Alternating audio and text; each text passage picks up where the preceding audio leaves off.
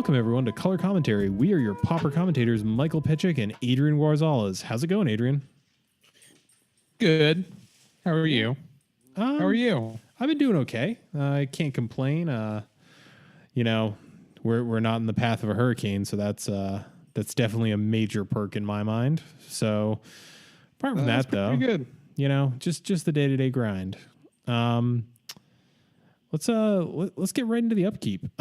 First up, this podcast is brought to you in part by Original Magic Art. Original Magic Art provides a whole ton of super cool artwork on tokens, on playmats, on dice bags.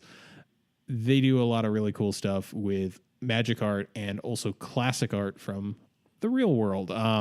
They have the classic token series, which has been hugely popular. They even have a pauper collection for it if that's something that you're looking for to play in your paper pauper groups. But they are a really, really cool company. Everything they do is licensed, so they have a bunch of exclusive merchandise that you can't get anywhere else. For example, they've got a Hymn to Torok playmat, Gavany Township they recently did. And they recently just announced that they're doing this Relics of Wizardry series. Have you seen these, Adrian?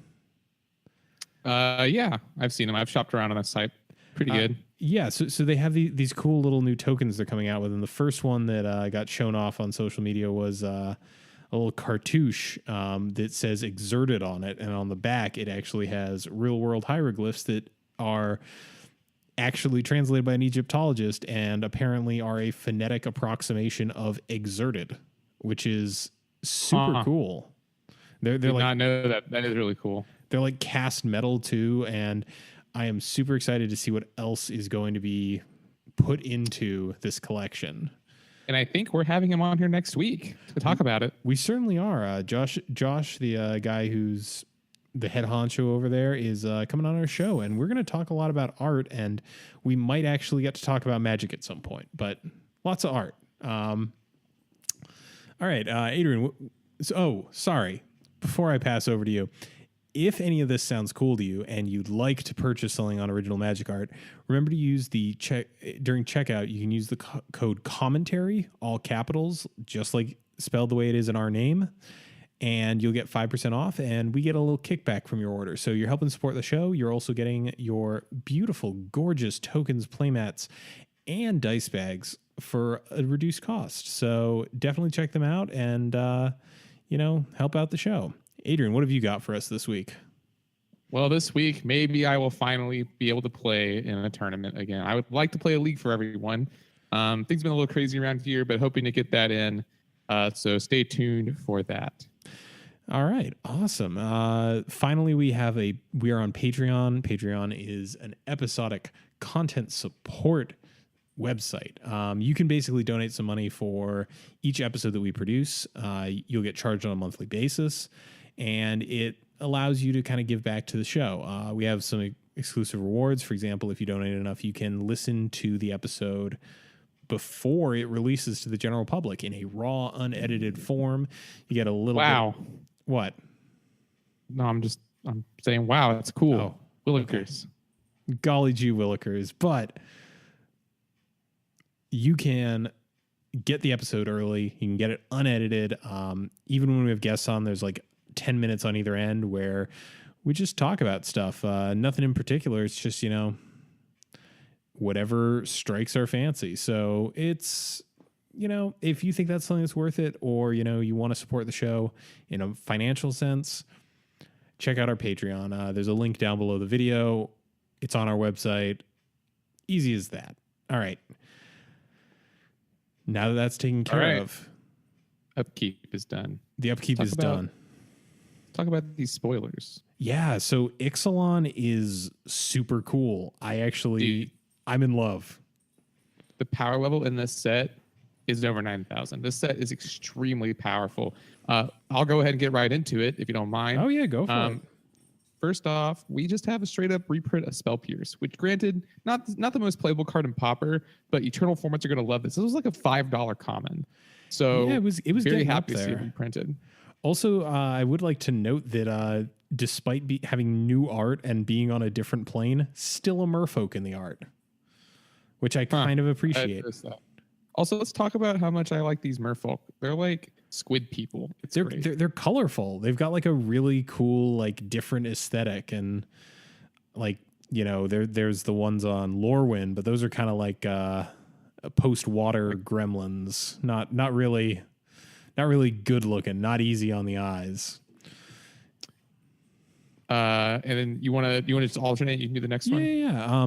So this one's not super important to us as a format, but it does actually help out Modern quite a bit. And it's Opt, which you may not be familiar with. It's a blue, one blue for an instant, scry one, draw one. So Modern no longer has Ponder or Preordain, and now they have half of a Preordain, I guess, like, or 2/3 of one. Well, let's be real. This is also an instant, which is pretty powerful. That's true. I think this will 100% see standard play. There's going to be a sick control deck in standard. 100% going to see standard play. Don't know how big of an impact it will make on Modern. I don't know if you care about the extra scry off Serum Visions or not. I could see people caring about that more than maybe the instant speed or the scrying first, because you do get to look at basically three cards, right, with Serum Visions. Yeah. I mean, I was talking with someone about this, and it really comes down to, you know, do you need the card now or do you need it later? And I think actually better comparison than the Serum Visions would be Sleight of Hand, which is a blue sorcery. Look at the top two cards of your library. One goes to hand, one goes to the bottom of the library. Because I think that these both have a home in the same deck, and it's Storm. Yeah, I can see that. And I think this is less powerful than Sleight of Hand for what it's worth, but even just being like less good Sleight of Hands numbers 5 through 8 is probably okay. I don't know enough about Modern to say, but you know, dude, it's an instant speed card draw spell that lets you sculpt your hand. Like I don't know. Yeah, you're right. It's tough. I think there's I think that options are good. I do think there are some decks that will want this over a card like Serum Visions. And then I think there are cards that are just going to want to stick with Serum Visions. Like you said, Store will probably want to play both. So yeah. But yeah, cool little reprint. And the art is very nice. Yep. Up next, we have another reprint of Duress. And this is some sick art with a dude in a boat. So it's pretty cool. Yeah. Not much to say here. I'm glad that they're keeping Duress in standard. It's a nice effect to have around, and it kind of is just... Has there ever been a time where Duress has been like a bad sideboard option? Like, no, because it's good against burn, it's good against combo, it's good against control. It's even like good. It's good. It's basically good against like almost any archetype. Yeah, it's just kind of like a nice catch-all. It's always been printed at common, so like it's never expensive. It's just like a nice inclusion. It's not mandatory, but it sure does help a standard format. Next up, and this is much less exciting, Grazing Whiptail. It's 4 mana for a 3/4 reach. If you really needed to upgrade that giant spider, I guess this exists, but it is a dinosaur. So, which brings us to our next card, Commune with Dinosaurs. Did you like Commune with Nature, Mike? This is the same thing, but with dinosaurs. G for sorcery. Look at the top 5 cards of your library. You may reveal a dinosaur or land card from among them, put them into your hand, put the rest in the bottom of your graveyard in any order. So it's actually pretty nice. Yeah. So actually I was talking about this with my coworker today, and he was like, oh yeah, it's you know, kind of a lazy name, you know, it's just to commune with the gods. And I'm like, actually, no, it's the other commune with card that this is more similar to, but I think I've proven your point. Like, I guess if we see a really good like bunch of dinosaurs in the next 2 sets, I guess we could do this in Pauper. I don't know. It's not dreadfully exciting to me. Yeah, because the 2 that we have, the one that's up next, they're just not very strong. Yeah, the one that we've gotten since the last time we spoke is Ravenous Daggertooth, which is 2 and a green for a 3/2 with Enrage. Whenever it's dealt damage, you gain 2 life. That seems less than exciting. Iffy. It seems very iffy. It seems like even in draft, this is kind of a hard sell, because how I see this is it's a 3 mana thing that you're going to trade away in combat and gain 2 life and kill their thing, which is okay. Yeah, it's just not very strong.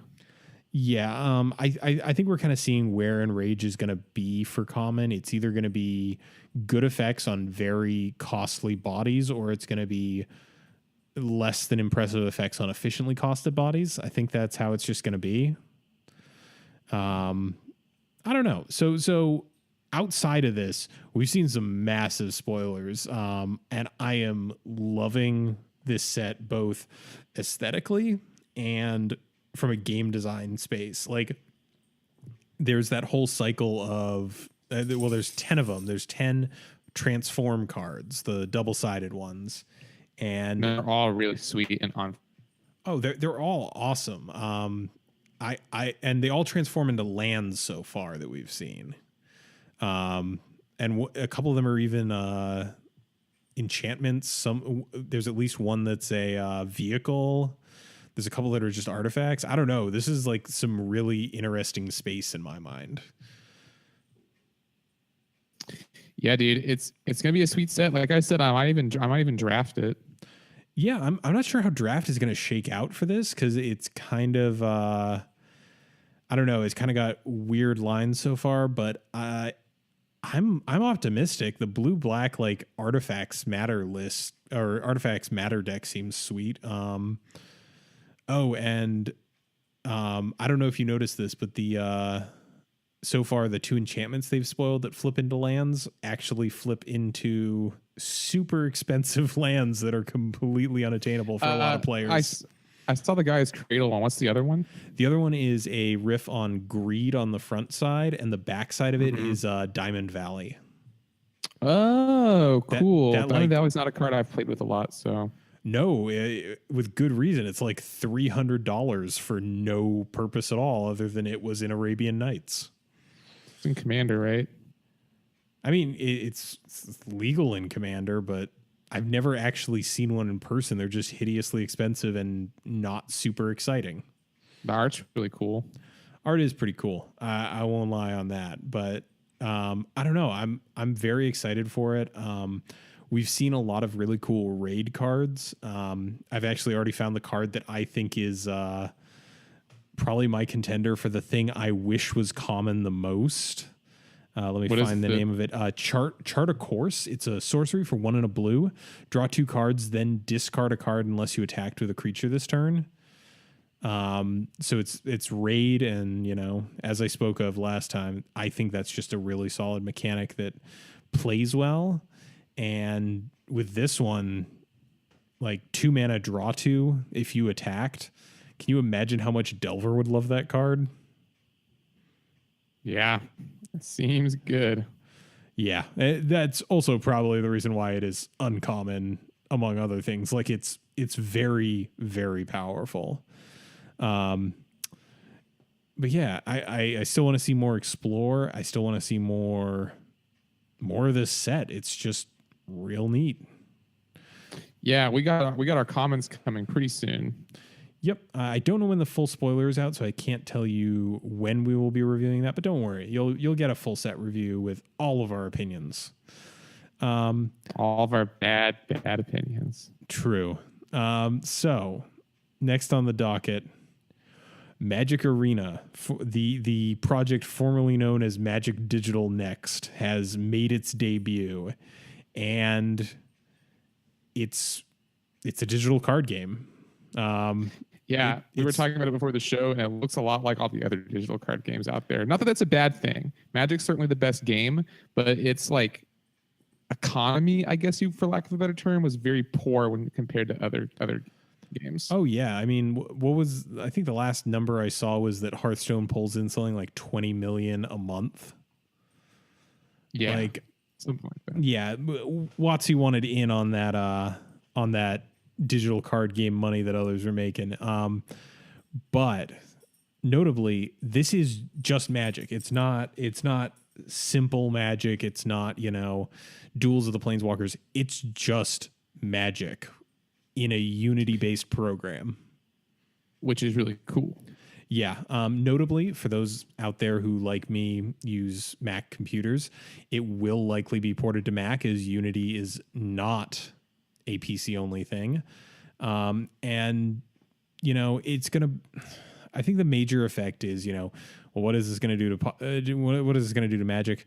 It's going to get it into the hands of more people. Like, it's just an easier entry point, especially for people who are already familiar with something like Hearthstone and might potentially find something like Magic a little bit more intimidating. So I think that's a net positive, right? Yes, I agree. I think I hope it doesn't do anything to our existing collections, but I think I said it before the show, like, stuff needed to change with Magic. So yeah, I think on a whole, this is a positive. They have said they're going to have this. So I actually, in our show notes, I've got, what does this mean for Pauper? And I have a tweet here from Lee Sharp, who works in Magic's digital department. And he tweeted out about 2 hours prior to recording, MTG Arena is focused on the latest releases. MTGO is going to increasingly focus on modern, legacy, vintage, cube, etc. Now that etc. in all likelihood includes Pauper. The man does only have 140 characters to get his message across on Twitter. So we're probably all stuck with Mitgo, but there's this cool new toy, and they have said they're going to try and make draft work on it. So that's sweet. I would love to be able to draft, and especially if this is Unity, they could port that to mobile devices. And I tell you what, I would love to be able to draft on a tablet. Me too, dude. That would be so sweet. Like it is going to be a good thing in the end. I think a lot of people are just anxious about their existing Moto collections. Yeah, and I think the big thing here is if you mainly play older and Eternal formats on Mitgo, I think you're fine. You're not going anywhere for the foreseeable future. Now, before the show, you did mention that you think eventually they're going to do away with Mitgo, and that wouldn't surprise me. It's just I don't think that's happening anytime soon. I don't either. So, the world is not ending. Mark Rosewater has gone another week and managed to not kill Magic the Gathering. So, business as usual, right? Yeah. All right. So we've gotten most of the news stuff out of the way. We got a deck tech here, and this deck literally it's a spicy one. Yeah, it was 2 days ago. This went 5-0 in a league, which is how I found it. And this is by VJT, and it is a deck that I've never seen before, and I'm just going to call... Do we want to call this Orzhov midrange? Yeah, that sounds pretty good. All right, so this is, it's very much in the style of... Sorry, go ahead. No. Go ahead. I know the point you're going to make, so go for it. It's basically a Monarch deck. Yep. It is black-white instead of white-red, though, so that's funky, and we can get into this. So starting off the list, 4 Thraben Inspector, a white for 1/2. When it enters the battlefield, investigate. You get the little clue. 2 mana, pop it, get a card. This thing is probably one of the best white 1-drops in Pauper. Yeah, dude, Thraben Inspector, half a Muldrifter, they call her. Yeah, and with our next card in the list, Core Skyfisher, you can return that Thraben Inspector to your hand and make it almost a real Muldrifter. I do love a good Core Skyfisher deck. Yeah, so Core Skyfisher, for those just joining us, is 1 and white for a 2/3 with flying. When it enters the battlefield, return a permanent you control to its owner's hand. So this lets us get a little bit more mileage out of some stuff here. Next up, we've got 2 main deck Lone Missionaries. Lone Missionary is 1 and a white for a 2/1.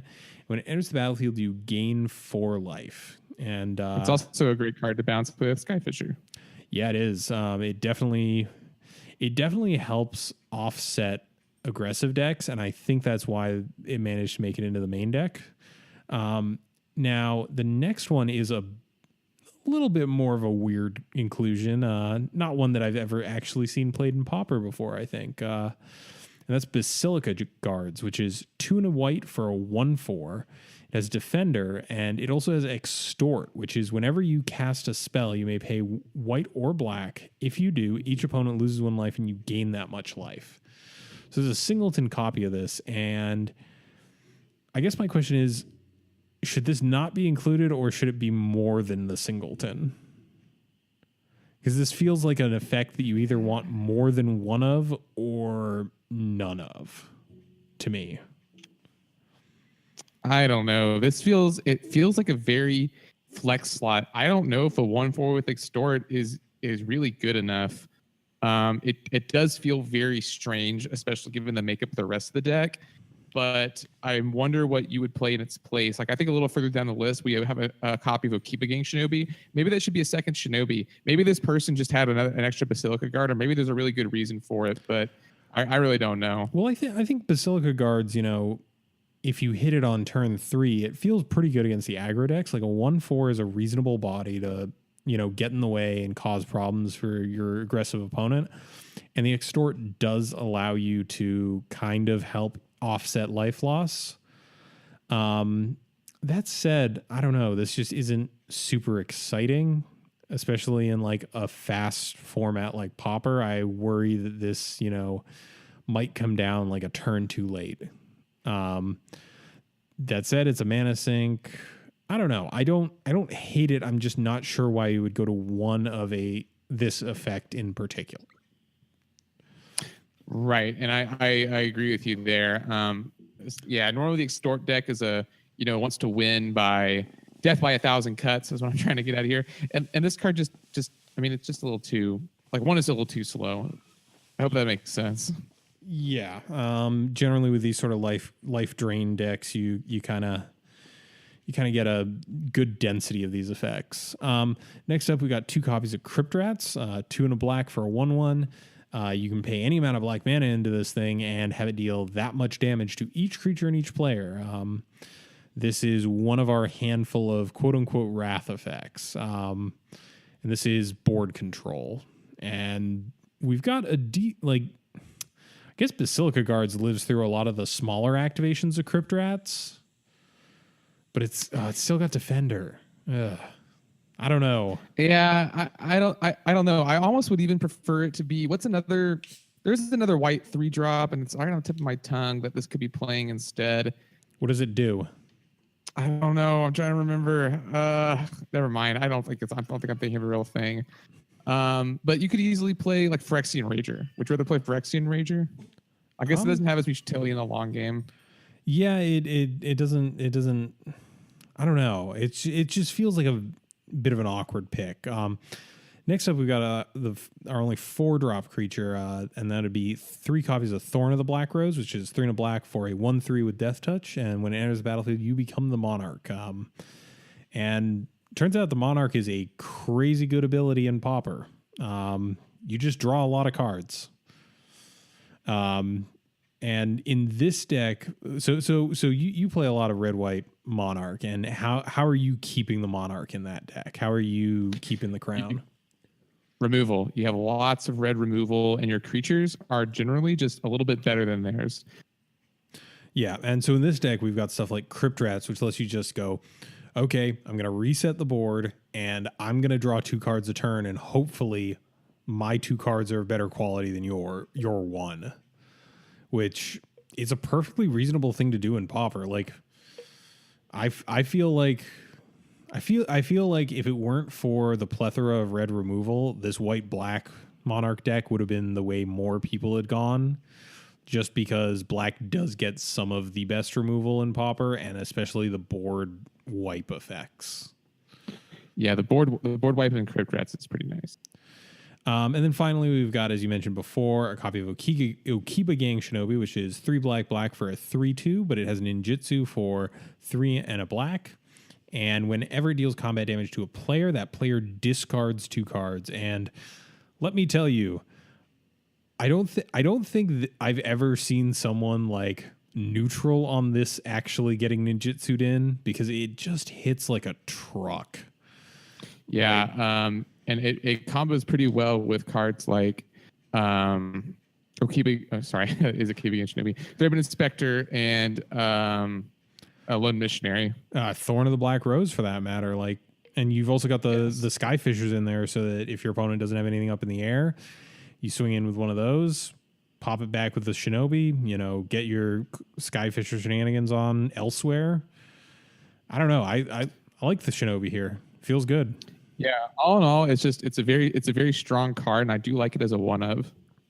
Yeah. Sometimes you're just going to draw into this and it's just, like in that situation I proposed earlier where you crypt rats to clear out the board, and then while you're rebuilding, if you can get one of these onto the board and then like hit your opponent with it, they're going to be in a bad situation. Like you're already drawing more cards than them, and on top of that you just mind rotted them. That feels heavily in your favor.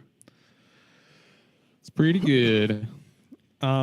Now moving on to the spells, we got 4 copies Chainer's Edict, the flashback edict, The quintessential black removal spell in our format. Yep, and the format's slowed down just enough where I don't feel like this is as bad as it once was. There was that brief period where Stompy was running wild, and Chainer's Edict definitely felt worse, but the format's stabilized enough where I feel like it's no longer a bad card to be playing. I can get behind that. Next up, we've got 2 copies of Doomblade, which is 1 and a black for an instant destroy target non-black creature. In our current metagame, I have to admit that this, I don't think that this completely is a brick against any deck that I can come up with. It's going to hit a majority of stuff in the format. Like what is it going to miss? Angler? And apart from that, there's not a whole lot of other black creatures that are heavily played in the format right now. Unless I'm forgetting something. I can't think of anything else. I think you're fine. All right. And then 2 copies of Echoing Decay, which is 1 and a black for target creature, and each creature that shares a name with it get -2/-2 until end of turn. Again, kind of feeding into the Crypt Rats thing. If your opponent goes wide with a bunch of tokens of the same name, you get them. And in worst case scenario, it's 2 mana to kill something. So get him. Yeah, I think it's just good. Next, we have a one of my favorite card in Pauper, the weird grave robbing imp card, Grim Harvest, which is 1 and a black for an instant return target creature card from your graveyard to your hand. It has a recover of 2 and a black. And this I feel good about being singleton. Like, yeah, in our favorite pig trinket deck, it's generally a 2 of, but in this deck I do like it as a 1 of because you're doing other things with your mana. Yeah, and I mean, with the 3 copies of Thorn of the Black Rose, you can dig pretty aggressively, so this isn't going to be outside of the realm of possibility that you draw this most games. So I feel better about it there. It also means that if they kill your board and, manage to get in, if you were the Monarch at some point, you probably have a Thorn in the bin. You can get it back with the Grim Harvest, replay it, become the Monarch again, and stabilize it a little bit. I like it in this deck. Like, it's a grindy mid-range deck, and this is a grindy mid-range card. Next up, we've got 4 copies of Night's Whisper, 1 and a black for a sorcery. You draw 2 cards, lose 2 life. That's it. That's the card. It's quite effective. It seems good. Yep. Then we have 1 main deck copy of Prismatic Strands, 2 and a white, prevent all damage that sources of the color of your choice would deal this turn, with flashback, tap an untapped white creature you control. And this is a favorite for white decks, although you usually see it in the board. It's not usually a main deck consideration. But this is a pretty potent tool against the monocolored aggro decks of the format. Yes. Which is to say all of them. And so, as is the next card. Yep. Rounding out our spells, 4 copies of Journey to Nowhere, the O-Ring for creatures. This is, sometimes you need a way to deal with Angler, and Doomblade certainly does it. Chainer's Edict only works if they only have the Angler, and Echoing Decay is a far sight from actually dealing with it. So sometimes you just journey to nowhere it and don't worry about it for a while. Yeah, unless they can get rid of it, but whatever. Yeah, that's fair. All right, land base, 2 Ash Barrens, a Barrenmoor, 2 Bajuka Bogs, 1 Kabira Crossroads, 4 Orzhov Basilicas, 4 Orzhov Guild Gates, 4 Scoured Barrens, 1 Secluded Steppe, and then 2 snow-covered plains and 3 snow-covered swamps, which I will note are just in there because this person likes snow-covered lands. There's nothing that actually cares about them. Yeah, I mean that's fine. You know, they got their own aesthetic to them. Yeah. I mean, not to begrudge this person in the least. Like it, you know, if that's your jam, that's your jam. But I do want to make sure that no one is asking why are there snow covered lands, but because the person likes them. Let them have their fun. So we've gotten through the main board. What do you think about this deck, especially as someone who plays a not completely dissimilar deck to this? How do you feel about the Orzhov grindy version of it? This deck is missing some of the pieces that I think it's running a lot more removal. And it's running Grim Harvest as a value engine, but you're missing out on cards like Prophetic Prism, which I think are very strong, and you're missing out on a card, Alchemist's Vial. And okay, here's the thing. I think that Basilica Guard should just be Angler, as I thought of it. Actually, I don't disagree with you in the least. I would love that just to be a one of Angler, or possibly even cutting something else back and just having two of them in there. That is a good finisher. I also like that the Boros deck has flyers. This deck is not playing Battle Screech, which I think is a strong card, but maybe you just don't need it. I think overall, Battle Screech bothers me because if you're running two Crypt Rats and an Even Car's Justice, that feels like a very strong Nombo in my mind. I think really the biggest difference is that in the Boros deck, your removal also goes face, but in this deck, you just have better removal. That's true. You know, the quality of the removal is better, but you don't get sometimes to just go, all right, you're at 12. Here's 3 Galv Blasts. So gotcha. Yep, gotcha. Luck of skill, game of skill, no luck involved. Good game, but so good at Magic. Well, I'm noticing also in the land base, it's got a handful of utility lands in there to kind of get value out of the Skyfisher.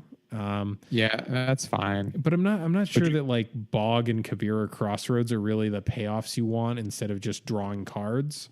I wouldn't. And you know what? Yeah. Sorry, go ahead. I might say it. This might be a deck where I would advocate cutting a land or two. Yeah, 24 is a pretty high land count. What's White Red running at this point? I don't think you need 4 Orzhov Guild Gates.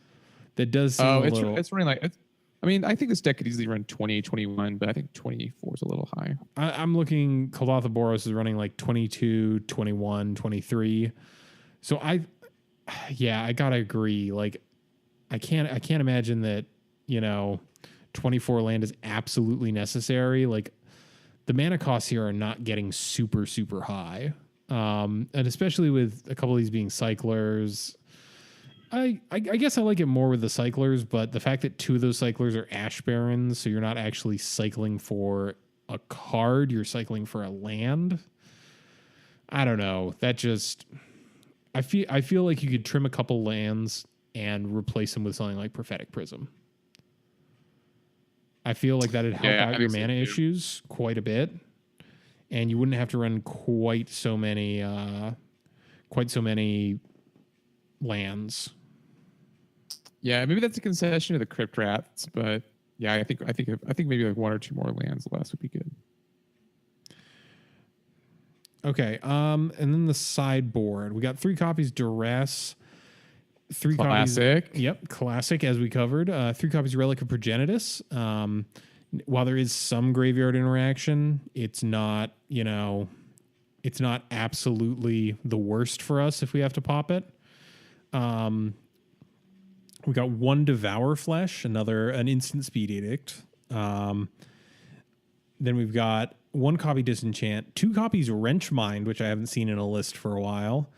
2 copies of Core Sanctifiers, an extra Prismatic Strands, and 2 Coalition Honor Guard. Not going for the 2-drop version of this. Interesting. Tweaking. But its butt's much bigger. Yeah. 2/4 survives a lot more spells. Like, you're invalidating stuff like your Disfigures and Echoing Decay, for example. And also, although I have to imagine that you know what? The best thing about this, it deals with Firebolt pretty well. And I'm looking at this list, and everything except Skyfisher and Basilica Guards and the Thorn. Like, half the creatures in this deck have a real bad time with Firebolt. So Gonna have a bad time. yeah. All right, so let's talk price. So online, this is going to run you like $30. In paper, it's going to be 60. In paper, a large chunk of that is eaten up by those 4 Chainer's Edict, which are finally down to under $5 a piece. Also, the Relic of Progenitus. Online, a majority of the value gets sunk into.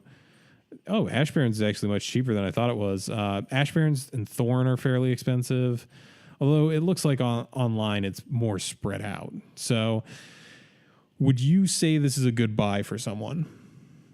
Yeah, I think it is. I think that you get the white half of Boros Monarch. If you don't want to drop money on Pyroblasts, I think this is a pretty good substitute. You do get to play those sweet cards. I think Monarchy is a very sweet mechanic.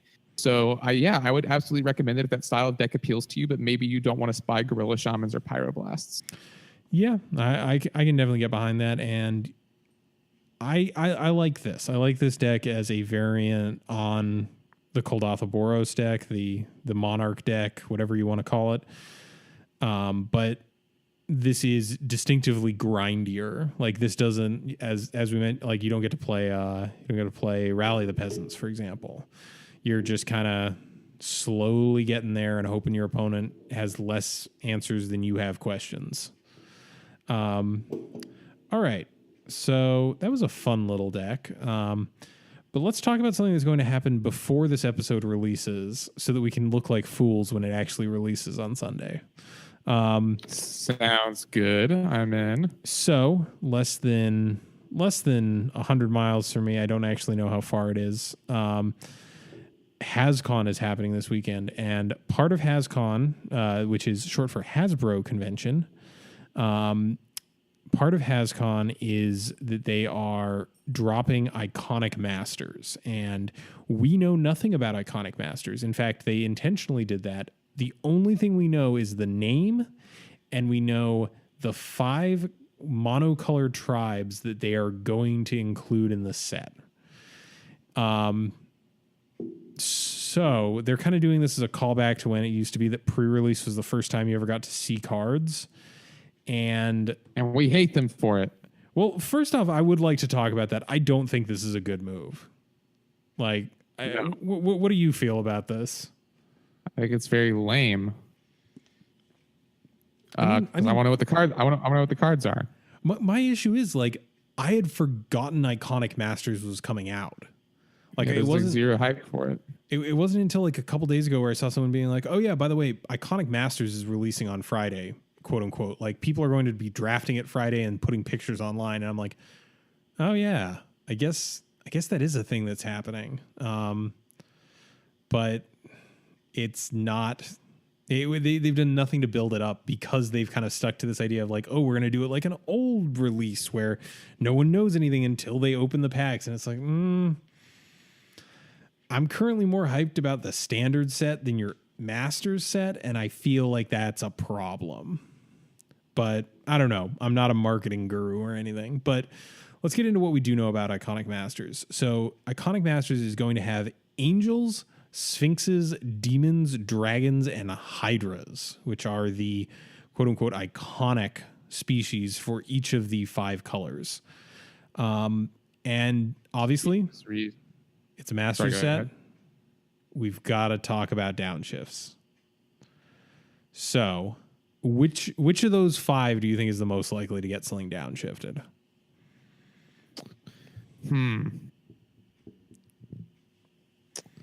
I think I'm going to go with Angels. We were talking about Sarah Angel a little bit earlier. That does seem more likely to me than some of these other ones.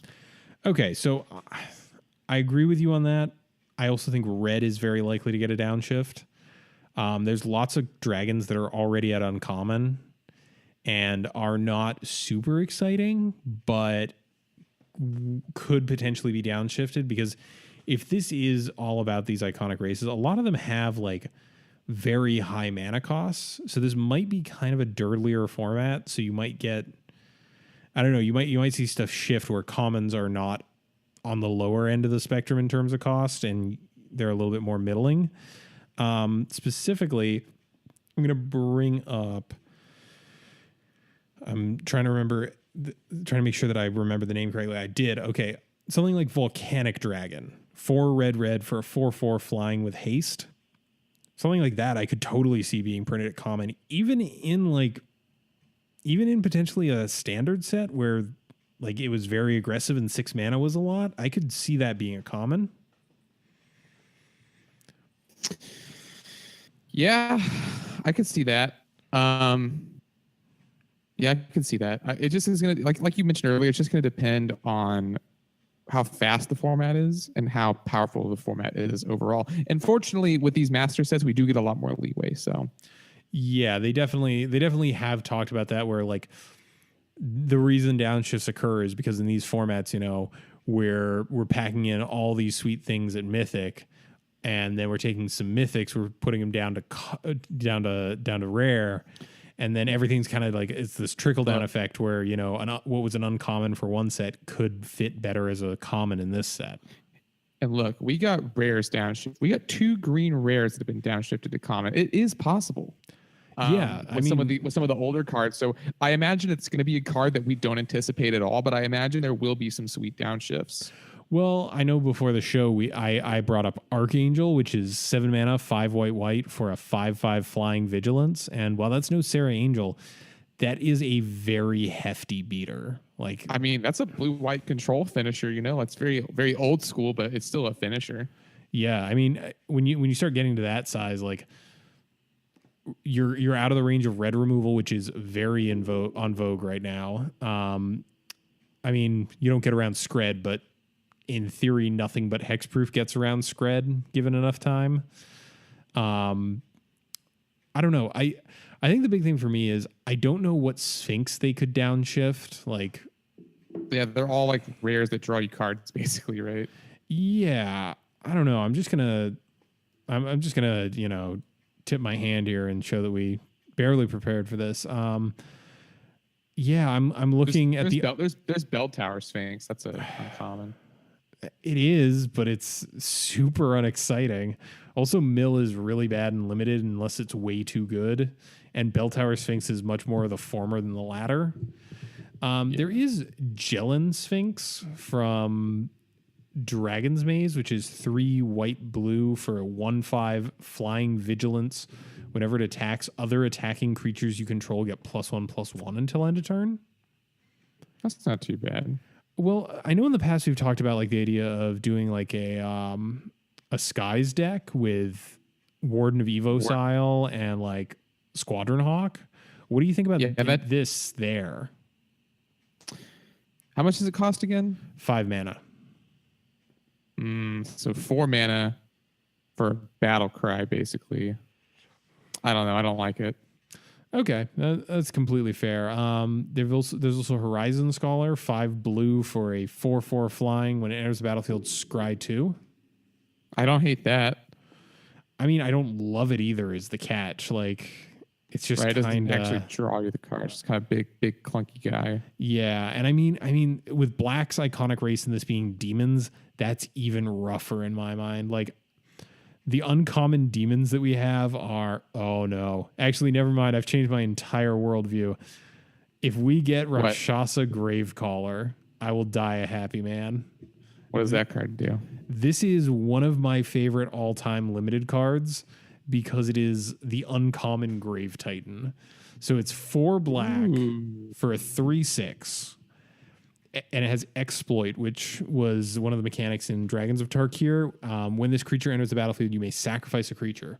And when Rakshasa Gravecaller exploits a creature, put 2/2 black zombie creature tokens onto the battlefield. I love this card to death.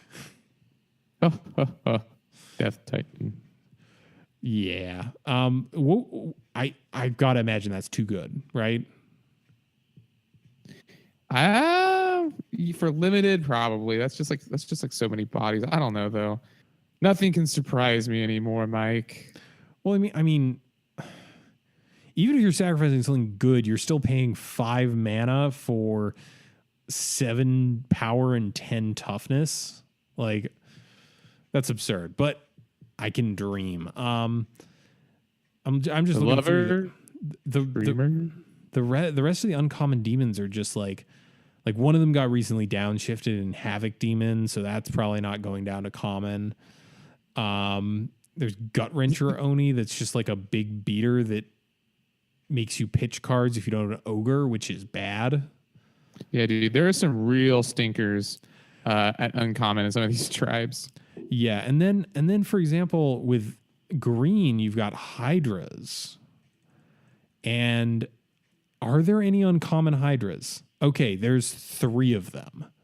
And they are Ancient Hydra, which is red, Clockwork Hydra, which is colorless, and Domesticated Hydra, which was printed in Conspiracy 2.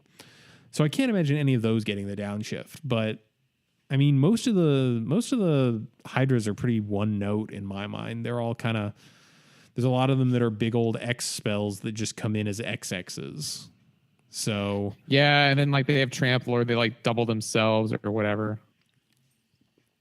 I just have a hard time seeing any of these getting downshifted all the way to common.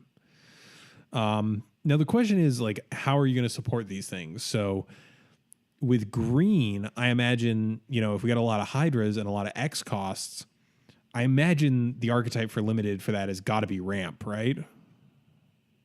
Yeah, I would think so because, like you said, XX, like you want to make him big. Dude, could we possibly see like a doubling season reprint? I mean, it's not unheard. I mean, that wouldn't be the end of it. I mean, they got to fill those mythic slots somehow, and that is a $60 card.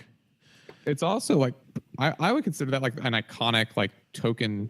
Yeah, maybe not Hydra, but like token card. So well, it does double the counters, so that does give them an excuse to put it in for limited and also reprint something that is fairly iconic. But I'm trying to think of like decent ramp things at uncommon. Like, what about Signets. What about Explosive Vegetation?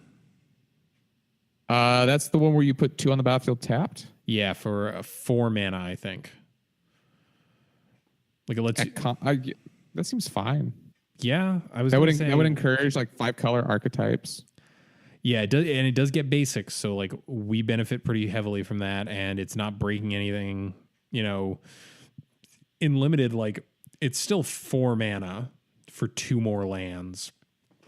You don't get them in untapped. I would kind of dig that. So think about it from that perspective, like with demons, a lot of the older ones have like sacrifice creature clauses. So I would hazard a guess that we're going to see stuff in black that feeds into like an aristocrats theme. So we might see like token producers. And I'm struggling to think of anything like at uncommon that produces tokens besides Curse of the Shallow Graves that is far too good for common and limited. Reap the Seagraph. I think that's already a common. Let me just see. If I search for black cards with tokens or that make tokens, Call the Bloodlines too recent. Curse of Shallow Graves is too good. Reap the Seagraph is from Innistrad. Yep. We already got Grixis Slave Driver downshifted. And I think you're right that. What about demons? What card to make demons? Oh, that make them? I think most of those are rare. How about this? How about Maulfield Twins? 5 black for a 4/4. When it dies, put 2/2/2 black zombie creature tokens into the battlefield. There's also Nesting Ghoul. Yeah, I just saw that one as well. I think either of those could probably. But the theme is demons, right? So well, it's demons, but you got to have something at lower rarities to support it. And if I can't imagine they're not going to go for something like Lord of the Pit, just because it is the iconic demon, at least in my mind.